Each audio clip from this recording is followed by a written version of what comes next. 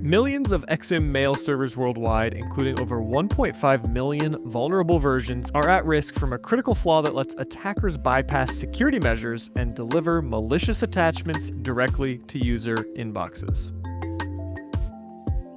AT&T's cloud database has been breached, exposing call and text records of 110 million customers. Given that AT&T found out about this breach on April 19th of this year, what took them so long to report it?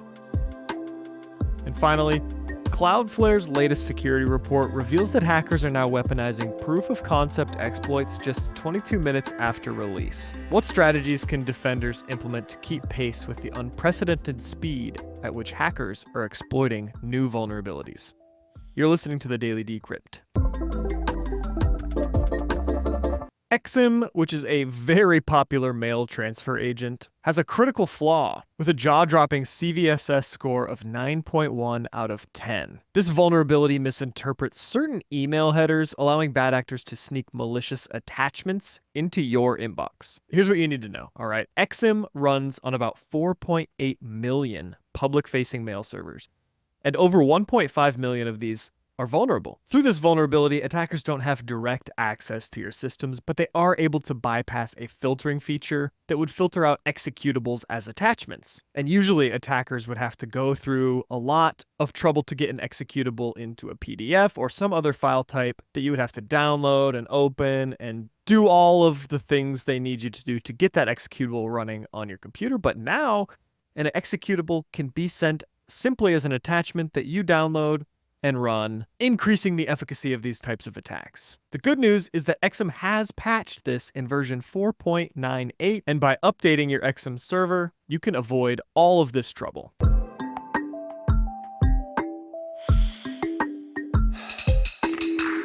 AT&T has just revealed a massive data breach exposing records for nearly 110 million customers. Yes, you heard that right, 110 million. This breach happened because their cloud database only needed a username and a password, no multi-factor authentication. So what's the damage?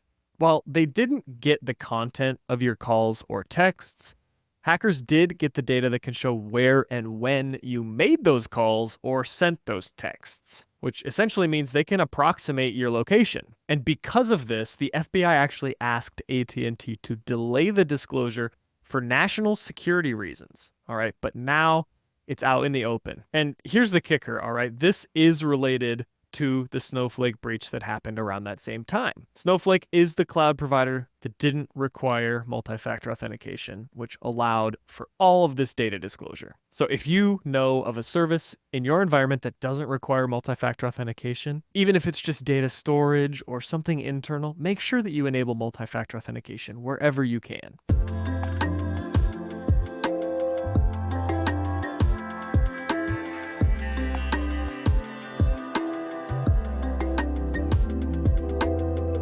Did you know that hackers can exploit vulnerabilities just 22 minutes after they're published? That's right, Cloudflare's latest report shows that cybercriminals are faster than ever. Between May of 2023 and March of 2024, Cloudflare observed a staggering surge in attacks on newly disclosed vulnerabilities.